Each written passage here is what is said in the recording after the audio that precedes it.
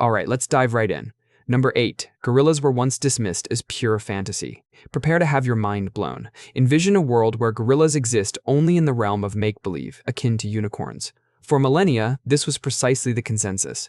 African indigenous communities had, for ages, recounted tales to Europeans of massive, ape-like creatures inhabiting their forests. The European reaction was, predictably, to scoff and label these accounts as unsophisticated folklore. Even as far back as the 5th century BC, a Greek navigator named Hanno documented encountering fierce beasts his local escorts referred to as goril. Most scholars simply assumed he'd stumbled upon some agitated chimpanzees after overindulging in fermented grapes. Flash forward to 1847. Dr. Thomas Savage acquired a collection of skulls that compelled him to reevaluate all he thought he knew. These specimens were enormous, boasting teeth capable of crushing coconuts and skeletal formations that hinted at human resemblance but were unequivocally distinct. Subsequently, Paul du Chaillu ventured into the jungle himself, witnessing these fabled beings firsthand.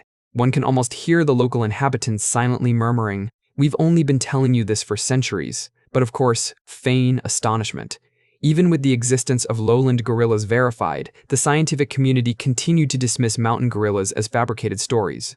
They remained confined to the realm of fiction until 1902, when a German captain definitively confirmed their authenticity. Number 7. On our list, ball lightning, until very recently, was widely dismissed as collective delusion. Envision medieval England. You're inside a church, quietly attending to your devotions, when a luminous sphere of light drifts effortlessly through a solid wall. You recount this event to others, and their immediate response is to arrange an exorcism for you. For generations, individuals described encountering these enigmatic orbs during electrical storms, radiant spheres that would float, alter course, and penetrate barriers as if they were ethereal, luminescent party lights. Researchers, in turn, cataloged these accounts under M for might want to ease up on the ale. The 17th century saw a church in Devon experience an unwelcome intrusion from one of these curious phenomena. It inflicted tangible harm and left behind an odor reminiscent of a demonic morning meal. The congregation likely believed the apocalypse was conducting a dress rehearsal. However, contemporary scientists eventually managed to capture these elusive luminescent objects on film. As it happens, all those supposedly irrational individuals throughout history had been accurately reporting their observations. These spherical manifestations are, in fact, infrequent plasma formations. Ordinary lightning manifests as a swift, fleeting burst and then vanishes. Ball lightning, conversely, seems inclined to linger, unsettling everyone for an extended period. And yes, they genuinely possess the ability to traverse solid structures, not due to spectral properties, but simply because plasma operates by its own unpredictable rules. Number 6. The ancient Hittite Empire, frequently referenced in biblical texts, proved to be an actual civilization. For centuries, the Hittites held a status akin to the mythical Bigfoot of antiquity. The Bible cited them numerous times, portraying them as a formidable empire capable of rivaling Egypt. Mainstream historians largely dismissed these claims, deeming them as credible as tales of airborne rugs. Then, 1906 arrived. German archaeologist Hugo Winkler, excavating in Turkey, unearthed an extraordinary cache. Not gold, but something even more valuable, 10,000 clay tablets. These weren't mundane shopping lists. This was essentially the Hittite Empire's complete digital archive, inscribed in clay. Dynastic intrigue, ancient invoices, diplomatic spats, it was all meticulously documented. These tablets confirmed that the Hittites were not only real, but essentially represented the ancient world's third dominant power. One particular inscription even detailed a peace accord with Pharaoh Ramses II of Egypt. It's akin to the antique equivalent of the Cold War's conclusion, albeit with more leather footwear and fewer atomic armaments. Thus, the Hittites transitioned from mere biblical conjecture to earning their own epic saga within historical scholarship. Number 5. Rogue waves. Visualize this scenario. You're a mariner in the 19th century, having just endured a wave that dwarfed a medieval fortress. Now, attempting to recount this experience, you're met with skeptical gazes, as if you've consumed too much of the ocean itself. For centuries, seafarers returned with astonishing narratives of liquid mountains, erupting from placid waters, massive swells capable of swallowing a vessel more swiftly than a conjurer's disappearing act. Academics, armed with their sophisticated mathematical formulas, declared such occurrences impossible. Waves, they asserted, adhered to strict regulations and inherent boundaries. Then, January 1st, 1995 arrived, and the scientific establishment was blindsided by undeniable reality. At the Draupner oil platform off the coast of Norway, laser instruments documented a phenomenon that theoretically shouldn't have materialized, an 84-foot colossal wave, appearing without warning on a day when surrounding waves were a comparatively docile 20 feet. This event was captured by instruments incapable of deception, exaggeration, or intoxication. Had that particular wave struck virtually any other location, it would have remained just another incredible tale nobody credited. Presently, researchers speculate these ship-devouring titans are far more common, merely exceptionally adept at ensuring no survivors remain to tell the tale. Number 4. The Norse sagas were, in fact, authentic historical chronicles. For centuries, scholars approached these ancient Nordic narratives much like one might regard a relative's embellished fishing anecdotes, where the catch expands in size and acquires fantastical abilities with each retelling.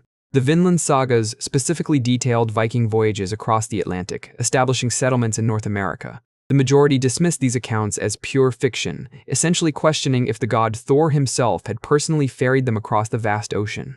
Then, in the 1960s, a couple named Helga and Anne Ingstad made an astonishing discovery in Newfoundland, an entire Viking settlement comprising 8 structures that precisely corresponded with the saga's descriptions.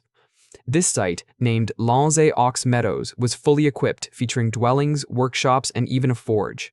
Excavators even uncovered their implements, bronze pins, bone needles, and materials for repairing their longships. Furthermore, butternuts were discovered at the location.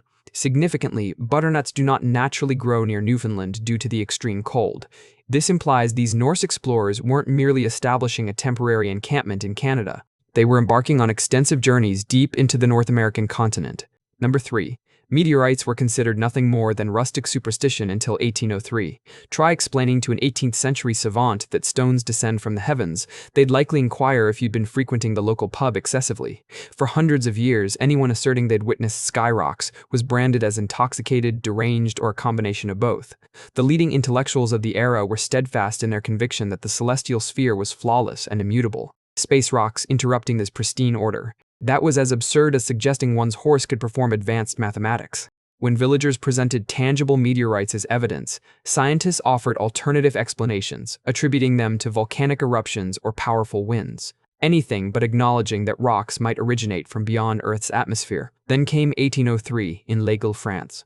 It was as if the sky itself orchestrated the most emphatic, "I told you so," spectacle. Thousands of incandescent stones plummeted earthward, as though the cosmos was engaged in a game of dodgeball with our planet.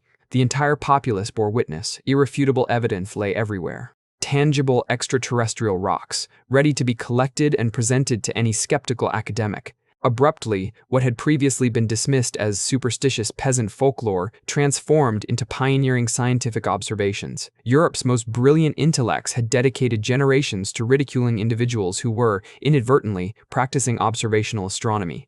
History, it seems, possesses a peculiar knack for exposing the folly of those who presume omniscient knowledge. Number 2. The Amazons were actual combatants. For millennia, the general consensus held that the Amazons were merely figments of some ancient Greek storyteller's imagination, warrior women capable of matching men in battle. Right, people scoffed. Archaeologists conducting excavations near the Black Sea stumbled upon a discovery that caused widespread astonishment. Female skeletons interred alongside weaponry, not isolated instances, but hundreds of them. These women were not merely accessorized with arms, their very bones recounted brutal histories. Evidence of mended arrow injuries, sword slashes, and fractures indicative solely of combat. One particular warrior still bore an arrowhead embedded in her knee. Consider that she sustained an arrow wound to the knee and persevered in battle sufficiently long to merit a warrior's funerary rites. Another had suffered a crushed skull, likely while actively engaged in crushing an opponent's. Researchers determined that in certain regions, up to 40% of all warrior interments belong to women. This isn't a handful of anomalies. This signifies an entire civilization of female combatants. These women received complete honors in burial, accompanied by weapons, armor, adornments, and their steeds. Some were even interred with human sacrifices, the supreme mark of reverence in that era. The Greeks, in fact, modified their artistic depictions upon encountering these formidable fighters. Early Hellenic artwork portrayed Amazons as delicate ladies in gowns. Subsequent portrayals depicted them as equestrian, bow-wielding warriors clad in trousers. Indeed, the Amazons pioneered the concept of women wearing pants, doing so for enhanced horsemanship, facilitating their ability to launch arrows at adversaries.